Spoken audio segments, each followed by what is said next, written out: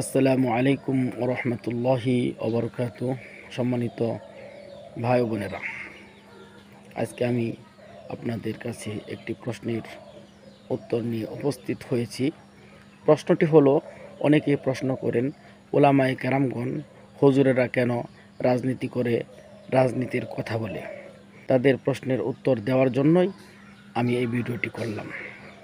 তাদের প্রশ্নের সহজ একটি উত্তর হলো, পবিত্র কোরআনুল হাকিমের সূরাতুল আহজাবের ২১ নং আয়াতে আল্লাহ সুবহানাহু ওয়া তাআলা ইরশাদ করেন, লাকাদ কানা লাকুম ফি রাসূলিল্লাহি উসওয়াতুন হাসানাহ। মুহাম্মদ সাল্লাল্লাহু আলাইহি ওয়াসাল্লামের জীবনের মধ্যে রয়েছে তোমাদের জন্য উত্তম আদর্শ। এখন আসেন, রাসূলুল্লাহ সাল্লাল্লাহু আলাইহি সাল্লামের জীবনের মধ্যে রয়েছে যেহেতু উত্তম আদর্শ, আর মহানবী সাল্লাল্লাহু আলাইহি সাল্লাম তার জীবনে রাজনীতি করেছেন, রাজনীতির কথা বলেছেন, রাষ্ট্র ক্ষমতায় থেকেছেন। এই জন্য রাসূলুল্লাহ সাল্লাল্লাহু আলাইহি সাল্লামকে সঠিকভাবে অনুসরণ করতে হলে অবশ্যই রাজনীতি করতে হবে, রাজনীতির কথা বলতে হবে, রাষ্ট্র ক্ষমতায় থাকতে হবে।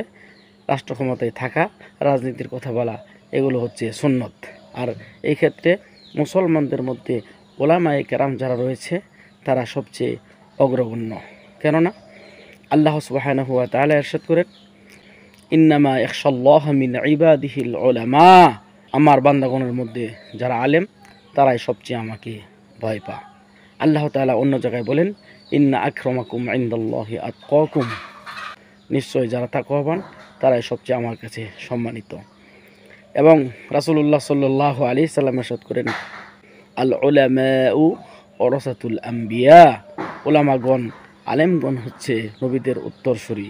সেই সূত্রে রাজনীতি করার ক্ষেত্রে, রাজনীতি কথা বলার ক্ষেত্রে, রাষ্ট্র ক্ষমতায় যাওয়ার ক্ষেত্রে ওলামায়ে কেরামগণ হচ্ছে অগ্রগণ্য। এই জন্য যারা প্রশ্ন করেন যে আলেমগণ কেন রাজনীতির কথা বলে, কেন তারা রাজনীতি করে, কেন রাষ্ট্র ক্ষমতায় যেতে চায়, আমি এক কথায় তাদের জবাবে বলবো, রাষ্ট্র ক্ষমতায় যাওয়া, রাজনীতি করা, রাজনীতির কথা বলা, এগুলো হচ্ছে সুন্নত।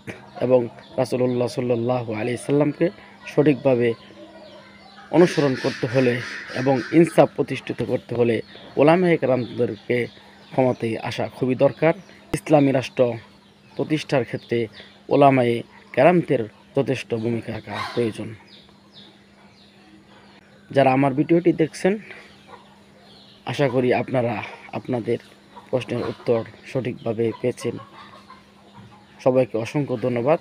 ওয়া আখির দাওয়ানা আনিল হামদুলিল্লাহি রাব্বিল আলামিন। আসসালামু আলাইকুম ওয়া রাহমাতুল্লাহি ওয়া বারাকাতুহু।